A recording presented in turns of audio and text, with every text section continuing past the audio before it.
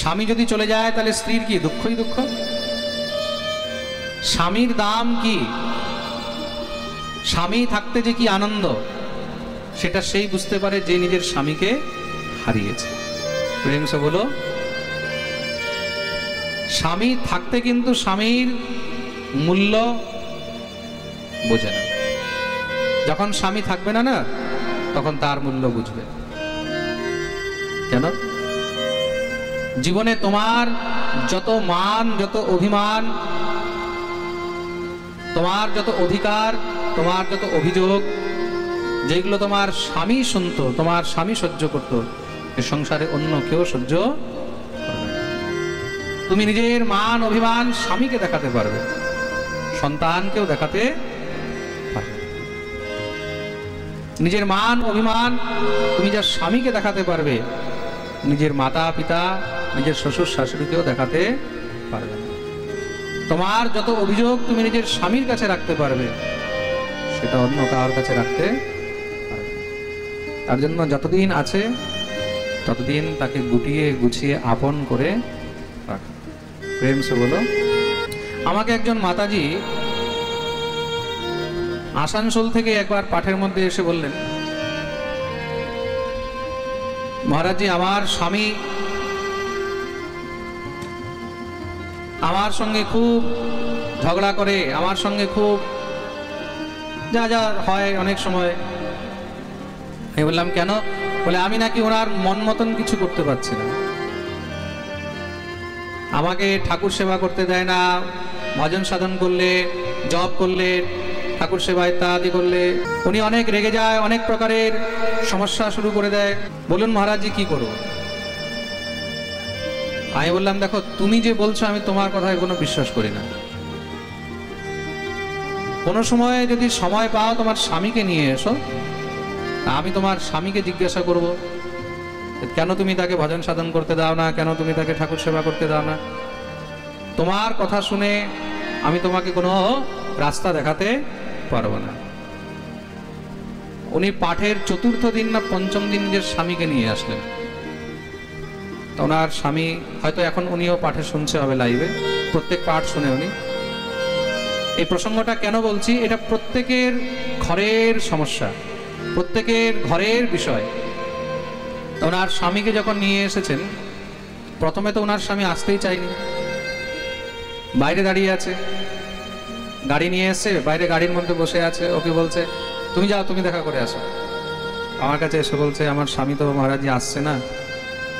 আমি বললাম গিয়ে তোমার স্বামীর সঙ্গে আমার ফোনে কথা বলি, যাও। উনি গিয়ে ফোন লাগিয়ে তারপর দিয়েছে। আমি বললাম আমার সঙ্গে তোমার কোনো সমস্যা নেই তো বাবা? বলছে না না মহারাজজি কোনো সমস্যা নেই। আমি বলছি তাহলে আসো আমার কাছে। এসেছে, দুজন বসেছে। আমরা এইবার তোমাদের সমস্যা কি বলো? ওকে ঠাকুর সেবা করতে, জপ তপ করতে তুমি কেন দাও না? তোমার সমস্যা কোথায়? বলছে মহারাজজি আমার কোনো সমস্যা নেই, কিন্তু ও ঠাকুর সেবা জপ ইত্যাদি এগুলো করতে গিয়ে যদি আমাকে রান্নাই না করে দেয়, যদি আমার খেয়ালই না রাখে, যদি আমার দিকে নাই তাকায়, তাহলে বলুন আমি কি করে সহ্য করি? বললাম সমস্যা তোমার স্বামীর নয়, সমস্যা তোমার। বলছে মহারাজজি আমি সকালে কাজে যাই, বিকেল বেলায় ফিরে আসি, ঘরের মধ্যে এসে ঠিক মতন যদি খাবারটাও না পাই, আমার মন হচ্ছে অমুক জিনিস খেতে, আমাকে বলছে আমি পারবো না রান্না করতে। তাহলে মহারাজজি বলুন আমাকে ওর কিসের প্রয়োজন আছে? আমাকে তার স্ত্রী বললো মহারাজজি সে আমাকে বলে আমিষ রান্না করে দাও। তাহলে বলুন আমি কি আমিষ রান্না করে দেবো? তুমি যখন বিয়ে করেছিলে তখন তুমিও তো আমিষ খেতে, হ্যাঁ তুমি তো আমিষ ভুজি দেখে বিয়ে করেছো।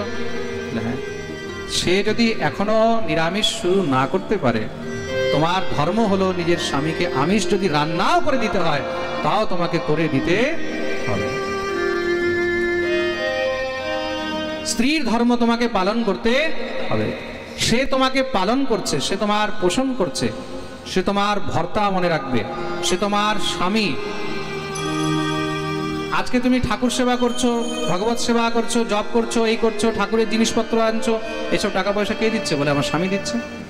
তোমার স্বামী তোমাকে সবকিছু করতে দিচ্ছে আর তুমি নিজের স্বামীর জন্য কিছু করবে না, এটা অপরাধ। স্বামীর সেবা হলো স্ত্রীর প্রথম ধর্ম। ভর্তুঃ শুশ্রূষণাম স্ত্রীণাম পরো ধর্ম যমায়। স্বামী যদি বলছে আমাকে আমিষ রান্না করে দাও, দাও তাকে, তোমার কোনো অপরাধ হবে না। তুমি স্বামীর আদেশ পালন করছো, অপরাধ তার হবে। সে আমিষ খাক, যা ইচ্ছা তা করুক, অপরাধ তার হবে। তুমি নিজের স্ত্রী ধর্ম পালন করো। আর তুমি যদি এটা নিয়ে ঘরের মধ্যে খটপট করতে থাকো, তাহলে তোমার জীবনের অশান্তি কখনো শেষ হবে না। আমি বললাম সে যদি তোমাকে রান্না করতে দেয়, সে যদি তোমাকে রান্না করে দেয়, তাহলে তোমার কোনো সমস্যা আছে? বলে বাবা আমার কোনো সমস্যা নেই। ও দিনভর ঠাকুর নিয়ে পড়ে থাকুক, খুব ভজন করুক, জপ করুক, যা ইচ্ছা তা করুক, আমাকে সকালে অফিস যাওয়ার সময় যেন একটু ভালো করে রেঁধে দেয়। রাত্রেবেলা যখন আমি আসি তখন যেন একটু আমার সঙ্গে ভালো করে কথা বলে, ভালো করে আমাকে একটু রেঁধে টেঁধে দেয়, যাতে আমি ভালো করে খেতে পারি। বলছে বিশ্বাস করবেন না, আমি 1 বছর ধরে হোটেল থেকে আনিয়ে খাচ্ছি। ঘরের মধ্যে স্ত্রী থাকতে যদি কাউকে হোটেল থেকে আনিয়ে খাওয়াতে হয়, তাহলে সেই ঘরের মধ্যে শান্তি কখনোই হতে পারে না।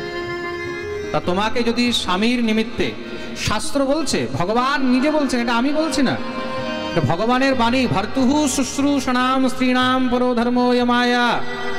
স্বামী যদি বলছে, তাহলে স্ত্রীকে স্বামীর সেবাই আগে করতে হবে। স্বামীর সেবা করতে গিয়ে যদি ভগবত সেবাতেও দেরি হয়, তাতেও কোনো দোষ নেই। তুমি ঠাকুর সেবা করতে যাচ্ছ, স্বামী যদি বলছে আমাকে তাড়াতাড়ি একটু এটা বানিয়ে দাও, কিছুক্ষণের জন্য সেখানে ভগবত সেবাকেও রাখো।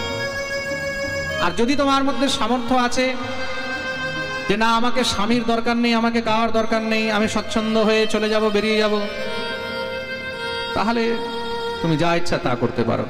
তুমি যদি স্বামীর অধীনে থাকতে চাও, তাহলে তোমাকে স্বামীর কথা মেনে চলতে হবে। অনেকে এটা বলতে পারে, যেহেতু লাইভ পাঠ চলছে, হাজার হাজার লাখ লাখ লোক শুনে, আমার উদ্দেশ্য হলো এই ভাগবতের মাধ্যমে প্রত্যেক ঘরে ঘরে যেন আমি সবার ভিতরে যেন শান্তি আনতে পারি।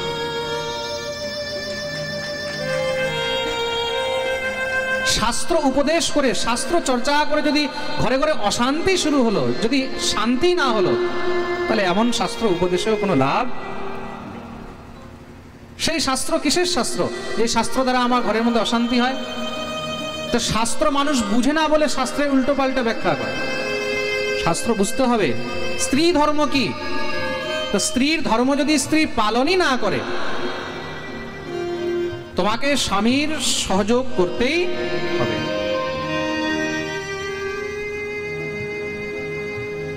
স্বামীর সহযোগ যদি না করো, তাহলে সেটা ভগবত সেবা থেকে বড় অপরাধ হবে।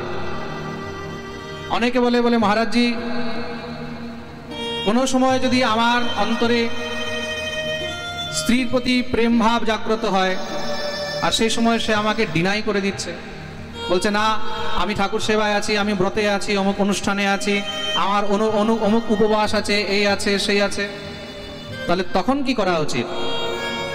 স্বামীর সেবা থেকে বড় এই সংসারে না কোনো উপবাস আছে, না কোনো ব্রত আছে।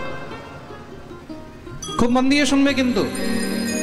আপনার সোমবার হোক, মঙ্গলবার হোক, শুক্রবার হোক, বৃহস্পতিবার হোক, একাদশী হোক, দ্বাদশী হোক, জন্মাষ্টমী হোক, চাহে রাধাষ্টমী হোক, স্বামীর সেবার সামনে সংসারের কোনো ব্রতই কিচ্ছু নয়। আপনি আপনার স্বামীর সেবা করবেন না, আপনি আপনার স্বামীকে সহযোগ করবেন না, তাহলে কি হবে? তখন সে পরকীয়া করবে। আপনার কাছে যদি সে মনের শান্তি না পায়, তখন 100 নয় 200% সে তখন পরকীয়ায় যাবেই যাবে। তার জন্য দোষী সে নয়, দোষী হলেন আপনি। পুরুষের মনের ভাবনা নারীকে বুঝে চলতে হবে। পুরুষকে স্ত্রী কিন্তু ঠিক রাখতে পারে, আর পুরুষকে স্ত্রী নষ্ট করতে পারে। প্রেম সে বলো। আমি আজকে কেন বললাম, অনেক সময় অনেক পুরুষদের মনের অনেক ব্যথা থাকে, তারাও তো আমাকে এসে বলে। সবাই বলে মহারাজজি সবসময় মেয়েদের মনের কথা, মেয়েদের মনের ব্যথা, মেয়েদের কষ্ট, এইগুলো নিয়ে সবসময় পাঠে বলেন, কোনো সময় পুরুষদের মনের ব্যথা নিয়ে তো বলেন না। পুরুষদেরও মনে অনেক কষ্ট থাকে, তাদের মনেও অনেক প্রকারের ইচ্ছা থাকে, অনেক ভাবনা থাকে, সেই ভাবনার সম্মান করতে হবে। এক শাস্ত্রে নয়, 100 শাস্ত্রে এই কথা লেখা রয়েছে, সেটা শাস্ত্রের কথা বলছি, এটা কোনো মানুষের গল্প আপনাদেরকে শোনাচ্ছি না, শাস্ত্রের কথা বলছি। শাস্ত্রে এতটুকু পর্যন্ত লেখা আছে, স্বামীর আদেশ ছাড়া কোনো ব্রত উপবাসও করিতে নেই। স্বামী যদি তোমাকে বলছে তোমাকে একাদশী করতে হবে না, বিলকুল মত করো। স্বামী যদি তোমাকে বলছে তোমাকে অমুক ব্রত করতে হবে না, বিলকুল মত করো। ঈশ্বরকে বলো, প্রভু যদি আমার অপরাধ হয়, অপরাধের দায়ী আমার স্বামী হবে, সব ঈশ্বরের উপরে ছাড়ো, তোমার এক লেশ মাত্র অপরাধ হবে না, মনে রাখবে। প্রেম সে বলো। আর স্বামী যদি ভগবত ভক্ত হয়, সে তোমাকে কোনো সময় কোনো ব্রত নিয়ম সৎকর্ম পূজা পাঠে বাধা দেবেই।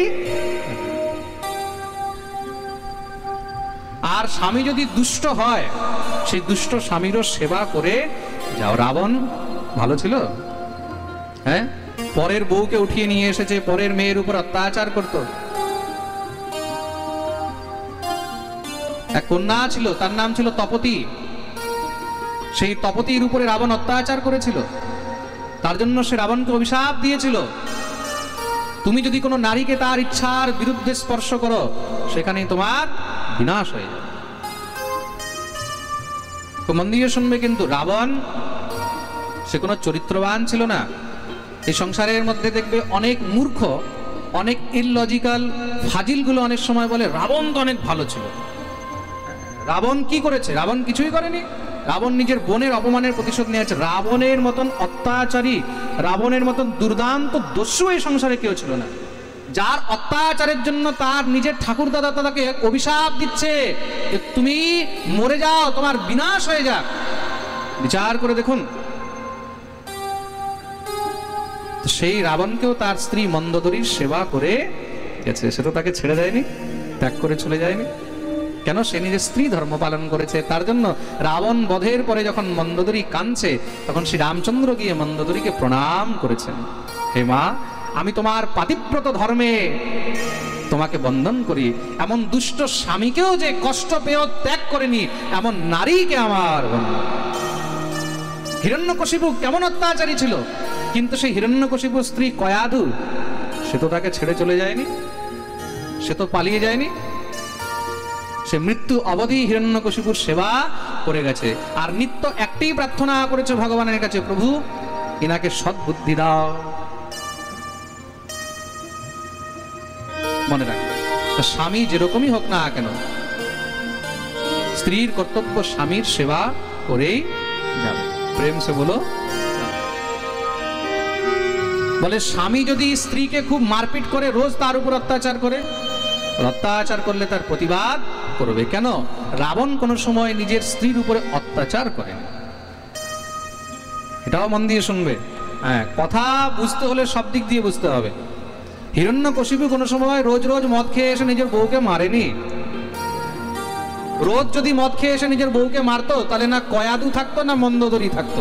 প্রেম সে বলো। রাধে রাধে। হ্যাঁ, তারা অত্যাচারী ছিল, দুষ্ট ছিল, পাপী ছিল, কিন্তু নিজের নারীদের উপরে, নিজের স্ত্রীর উপরে কখনো অত্যাচার করেননি।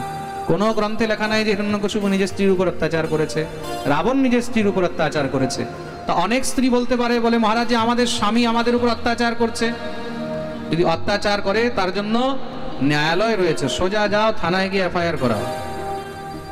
যে তোমাকে ডান্ডা মারছে, নিজেও যখন 4 দিন ডান্ডা খাবে, আপনি আপ তখন বুদ্ধি ঠিকানায় চলে আসবে। প্রেম সে বলো। মনে রাখবে, একদিক দিয়ে একতরফা কথা আমিও বলবো না, কথা হবে তো দোনো তরফা হবে। প্রেম সে বলো। অত্যাচারীর অত্যাচার কখনো সহ্য করবে না। যতক্ষণ পর্যন্ত সে অপরাধ করুক, পাপ করুক, যা করুক, সেটা সে ভোগ করবে। তুমি তার সহযোগ করে যাও, তুমি তার সেবা করে যাও। কিন্তু সে যদি তোমাকেই টর্চার করে, তখন সেটা তোমার কর্তব্য, মানব মাত্রেরই কর্তব্য হলো প্রতিবাদ করা। সেটা নারী হোক, চাই সেটা পুরুষ হোক, প্রতিবাদ তোমাকে করতেই হবে। তার জন্য তোমাকে তার অভিযোগ নিয়ে যেতে হবে। আগে বুঝিয়ে দেখো, ঘরে বোঝাও, পরিবারে বোঝাও, নিজের মা বাপকে নিয়ে বোঝাও, শ্বশুর শাশুড়িকে নিয়ে বোঝাও। যদি দেখছো তখনও বুঝছে না, যখন দেখবে লেজের মধ্যে আগুন লেগে গেছে, বুঝে যাবে এখন লঙ্কা জ্বলবে। তা লঙ্কা জ্বলার আগেই সাবধান হয়ে যাও। প্রেম সে বলো। তো কখনো কখনো প্রতিবাদ ইত্যাদিও করিতে হয়, তাতে কোনো দোষ কোনো অপরাধ নেই। বলিয়া ভক্তবৎসল ভগবান কি জয়। ত্রিতাপ জ্বালা কি কি? প্রথম হলো দৈহিক, প্রথম হলো দৈহিক, দৈহিক তাপ। দৈহিক মানে দেহ মানে শরীর, আরো ভালো করে বুঝিয়ে দিচ্ছি, দেহ মানে শরীর, শারীরিক তাপ। দ্বিতীয় হলো দৈবিক, দৈহিক মানে দেবতাদের প্রদত্ত যেই তাপ। হ্যাঁ, বলে না তোমার এখন রাহুর দশা চলছে, কেতুর দশা চলছে অমুক। তৃতীয় হলো ভৌতিক, ভৌতিক মানে জড় জগৎ। এই যে ভৌতিক জগৎ থেকে আমরা তাপ পাচ্ছি, এই এখন গরম লাগছে, ফ্যান বন্ধ করে দেওয়া হোক সবগুলো, তারপরে বুঝবে তাপ কাকে বলে। তাই তো? তাপ হয় কি না? রোদ্রে বেরো, তারপরে তখন বুঝবে কেমন তাপ হয়। বৃষ্টির মধ্যে বেরো, তখন কষ্ট হয় কি না? হ্যাঁ, ভূমিকম্প হলে তখন কি হয়? কষ্ট হয় কি না? বন্যা হলে কি হয়? এগুলো হলো তাপ। খুব মন দিয়ে শুনবে। মহামারী হচ্ছে, এই যে 2 বছর সবাই ঘরের মধ্যে যে লুকিয়ে লুকিয়ে থাকতে, মাস্ক পরে পরে থাকতে, এগুলো কি? এগুলো হলো তাপ। এই ভৌতিক জগতের মধ্যে এই তাপগুলো সবসময় থাকবেই থাকবে, কিন্তু যার উপরে তার কৃপা হবে, তাপত্রয়োন্মূলনম, তার এই ত্রিতাপ জ্বালা উন্মূলন হয়ে যায়, শেষ হয়ে যায়। তার জন্য ঘরের মধ্যে কখনো ভুলেও কোনো দুষ্টকেও পুষতে নেই। চাहे সে ভাড়াটিয়া হোক, যেই হোক না কেন, নিজের আত্মীয় হোক, স্বজন হোক, যদি দুষ্ট হয় তাহলে তার থেকে দূরে থাকো।